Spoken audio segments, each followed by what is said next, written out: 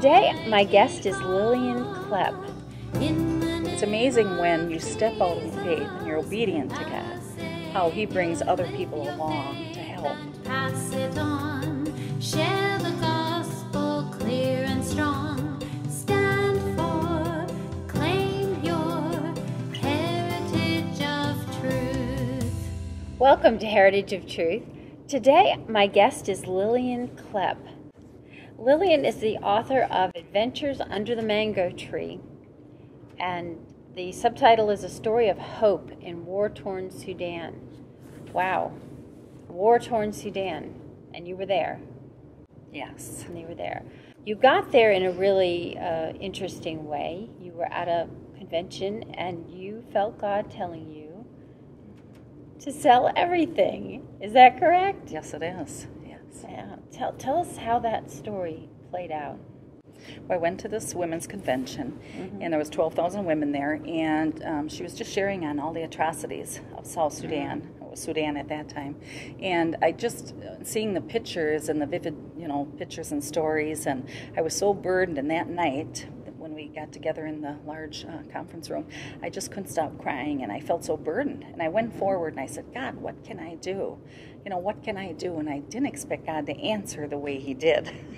And He was so loud and clear. He said, sell everything you have and give it to the poor. How'd your husband react to that? Not the same. When I went home, I waited for about a week. I pondered it in my heart and prayed, and finally I had enough courage to tell my husband, and he said, okay, Lil, how come if there were 12,000 women there, you were the only one that heard that? I was consumed with it. I lived, ate, slept it. I just Googled, and tried to find everything I could on Sudan. And I just said, God, if this is you, let it burn in my heart, but if it's just my emotions, take it away.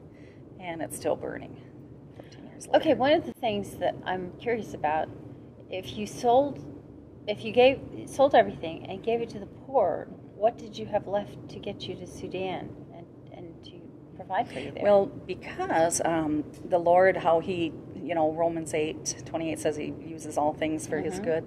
Actually, my husband had cancer from Agent Orange, so we had a disability check that Dennis we've been able to live on. So we personally never had to raise funds for ourselves. Oh, wow. So when we did sell everything, we had, we paid our own way there and for many years. So how did your husband become convinced to do this? Well, it had to be the Lord, or He says my nagging. But I just said, God, you're just going to have to speak to Him. And I just kept acting and stepping out in faith, thinking, we're going to go eventually.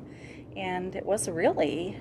so you had no doubts. You knew. I knew that I knew. And I went over in 1999 with 4 other friends. Dennis didn't go. He gave me his blessings. And when I came back, I knew that I knew we were going. And he said, too, he knew eventually we were going. There was no stopping.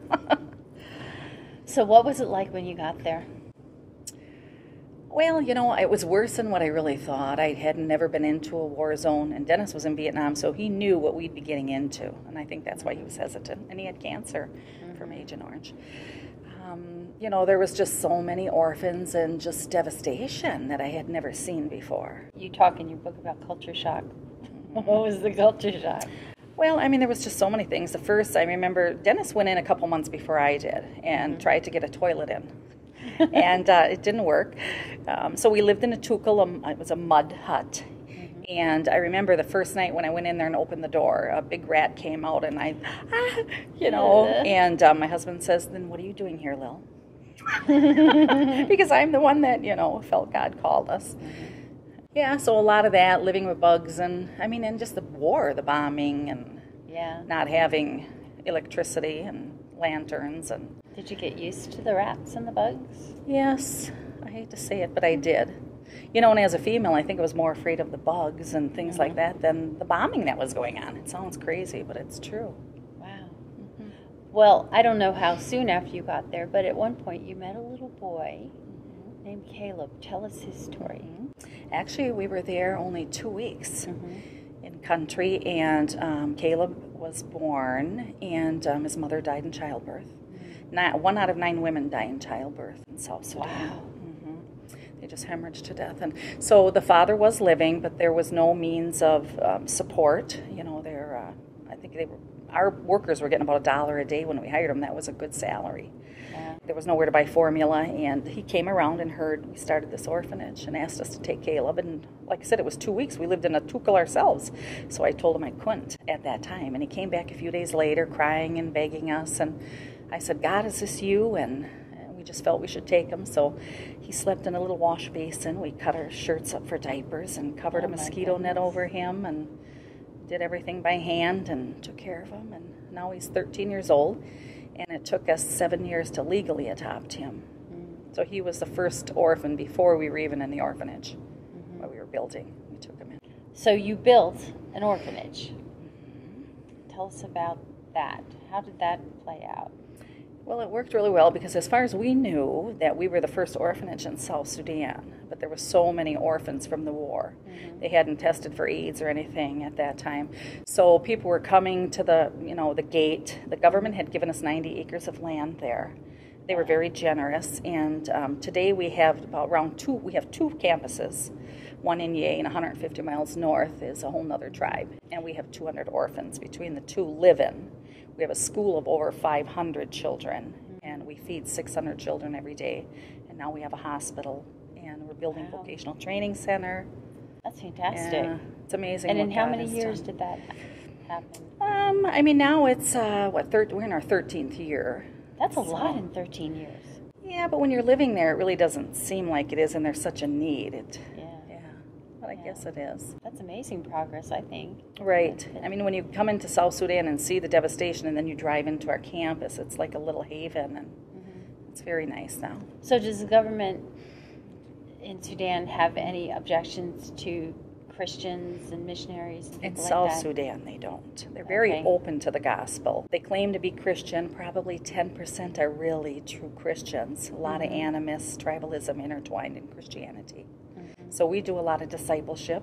Now that our children have been raised in the orphanage, many of them go out and we have 30 life groups in the community. So we're not only changing lives of the orphans, but affecting the community as well.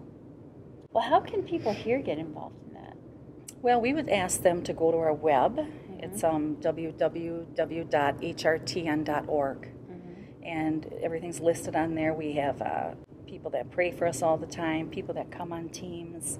We're looking for more missionaries to join Harvesters and go to other nations, because it's Harvesters reaching the nations, not just South Sudan, we feel. And you can sponsor orphans, which helps feed, clothe, and educate and pay the widow's salary. And you have 2 other children. Yes, we have a 40-year-old son, Corey, and his wife Jody, and their children. And they reside in Jackson, Wisconsin, and have their own ministry. And then our Lance and his wife, Kim, and our grandson run the other campus in Tarakeka. It's going north. It's more primitive. And So can you tell me a story of one of the children that you've cared for in the orphanage?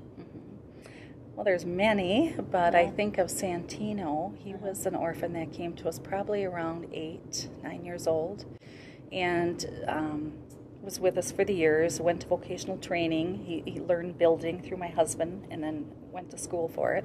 And he has his own construction company, Hope for Sudan now. And we're contracting him, and he's doing our building now as we continue to expand. Married one of our older orphans. She's a teacher, and have children now. And so he encourages our younger orphans, that there's hope and living for the Lord. And so how many orphans are there in Sudan that you know of? Thousands and thousands. And they don't encourage adoption. No, they don't. Like I said, when we did Caleb, it was a whole new, something new in that country. But they realize they cannot take care of all the children that are there. Yes. So what is happening to the ones that aren't under your care? Street children.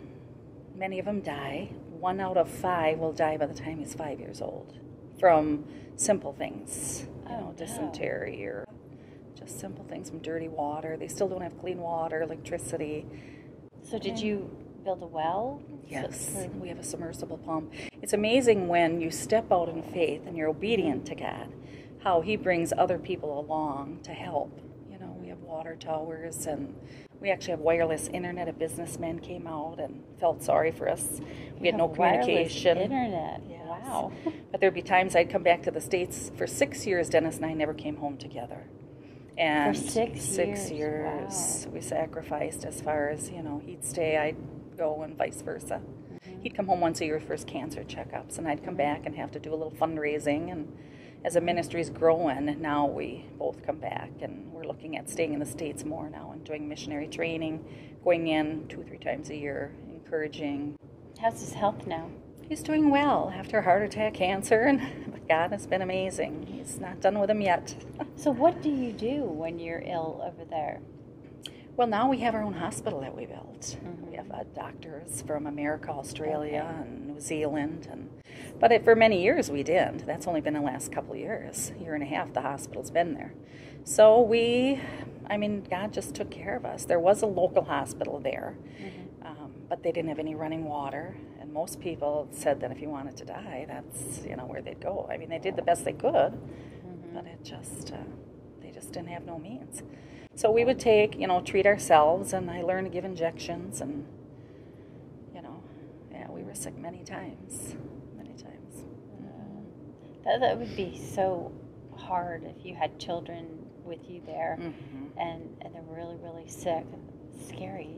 But it makes you more dependent on God, doesn't it? It does. Through those times when I think back, I was telling my friend the other day, and how in the early beginnings, I almost miss those times. I have a real pioneering spirit anyway, but those times when it was rough, I think that's when we grow, when we're in a valley. It's not when we're on the mountaintops. That's for sure. It is. And you have to depend on God there. There is no means. So it's actually easier to live by faith there, and it's really living the abundant life. Isn't that a shame that in the U.S. it's harder for us to live by faith? It's true, because we have so much. Yes, yeah, it's true. So where can people find your book? You can go on our web again, www.hrtn.org, or you can go to Amazon.com, and they'll be on there. Okay. Well, this is, again, Adventures Under the Mango Tree, a really interesting story. And you also can send this DVD. And you can actually watch a lot of them online as well on our web. Raising Leaders, which shows about the work that they're doing in South Sudan. So thank you so much, Lillian, for being our guest. Thank you. Share